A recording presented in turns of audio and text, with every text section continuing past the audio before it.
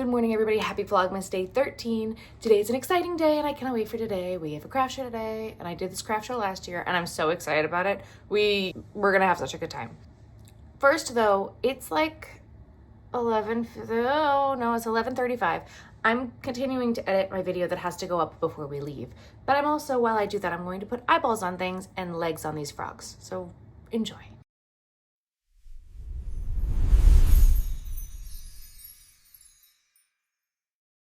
Okay, we have eyes on things. Frog. Frog. Frog. Flamingo. I think this flamingo came out so cute. And I gave it purple legs. He's adorable. This is my flamingo pattern. It's no-so. Oh, I really like you. You're really cute. You might be mine. I like the way the stripey guy came out. I'm okay with this. That's good. Stingray, stingray, stingray, stingray, stingray. I was completely sold out of these guys, so I'm glad I was able to make, what I make, 6 of them? 6 of them. And 2 more frogs. Well, that's what I got. I'm not putting eyes on all the jellyfish because A, I'm running really low on eyes, B, I'm running low on time, and C, I have a big bag of jellyfish. I don't have a ton of frogs and stingrays, so those took priority, and I'm out of time, so we gotta get going. Kyle's gonna be here any minute. We're gonna hop in the car and get to the craft show. I gotta double check that I've got the jackeries. Say hi, Kyle! Hi. We're off. We're fine. We're lost. Just look for anything that says Tulatine Road. We're lost.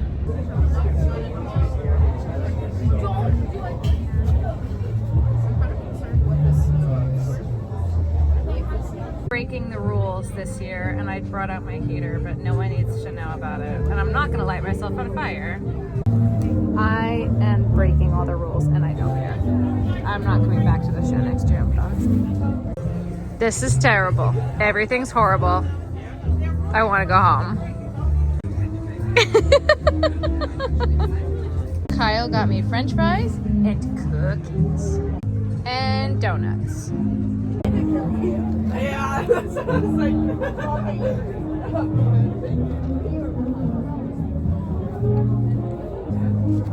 Cheers.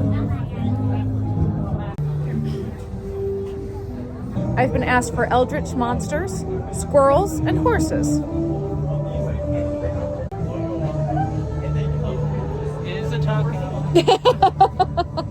An indoor event that's not out in the cold. This house is trippy. No, I don't want the flash. Get the flash off. It doesn't know whether to focus on you or the drink. Went to Yard House for dinner. They were delicious. And they're so good with my food allergies. I love them. Love them. Here's my pasta for the vlog because I forgot to take a video of it while we were in there. Hi. So we did a craft show. I had 3 minutes of footage from the show. I'm so sorry I didn't film anything else. It was so cold. It was so cold. It was miserable. I was miserable. Kyle was miserable. I thoroughly contemplated packing back up and leaving the second we got there.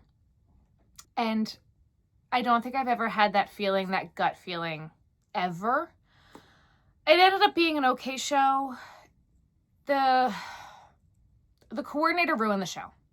They doubled the size of it from last year, which sure will give your shoppers more things to buy from, but people still only have so much money, so they're not spreading it as far. This used to be a small show. Let me count how many vendors were there last year. Hang on.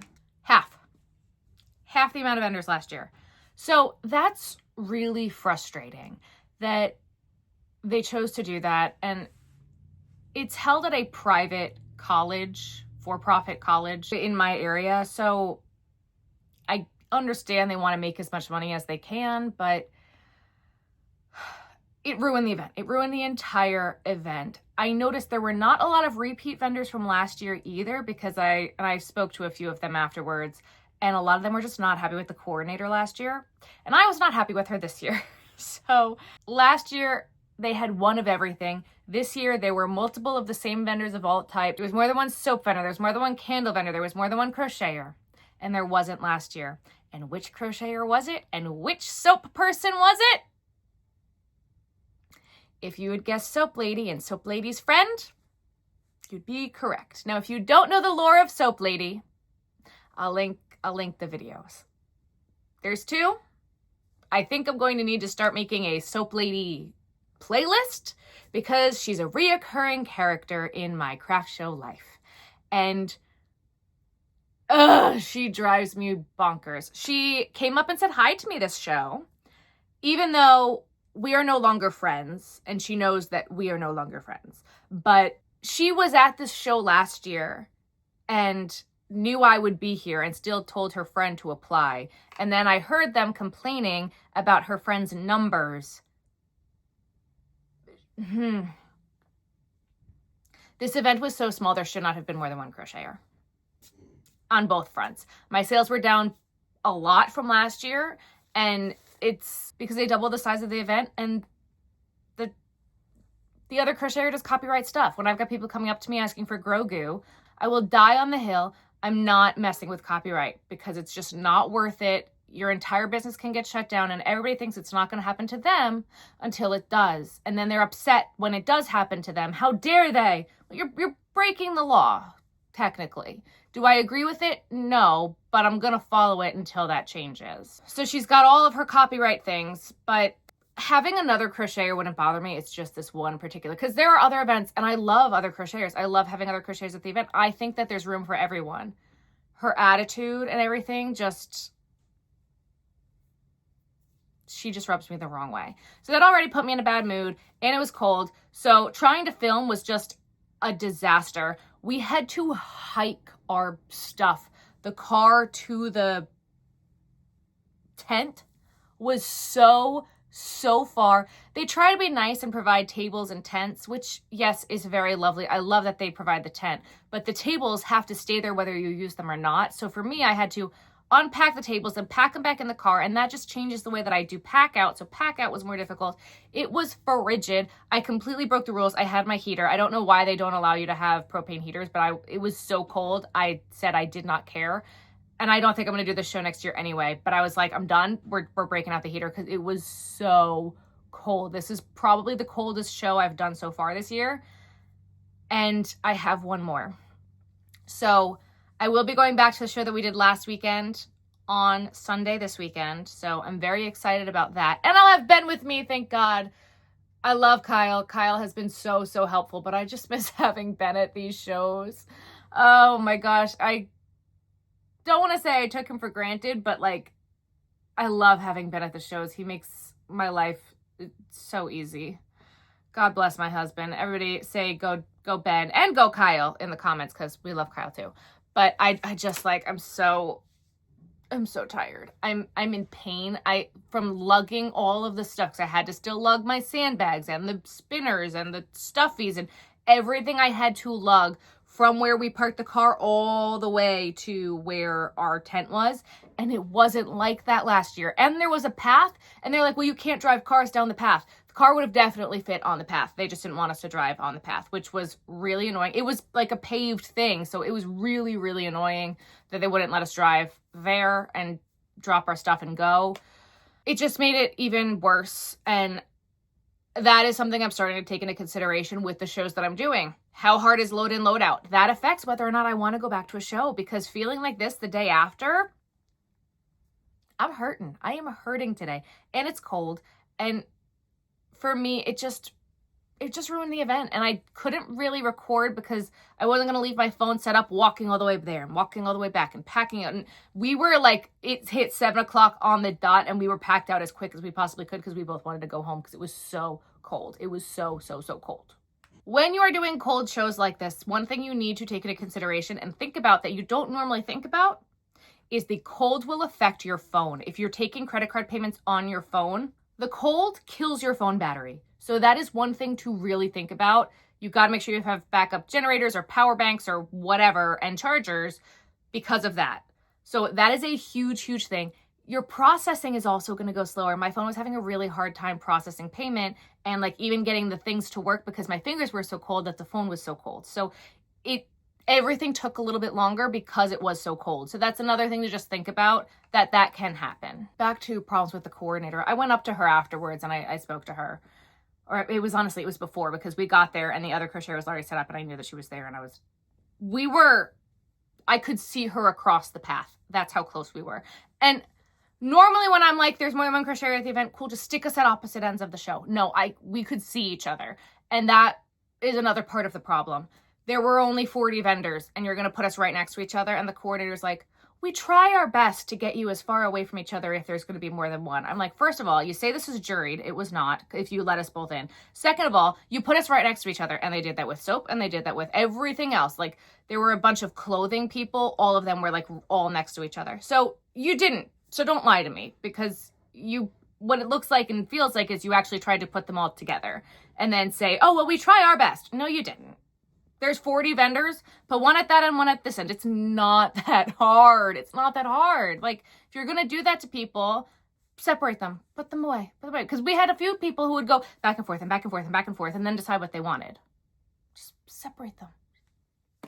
Another reason I didn't film much was we got lost, so that killed like a half hour of time trying to figure out where we had to go, because they changed everything from last year and there was construction, so it made everything very difficult to get to where we needed to go, and their directions were not clear.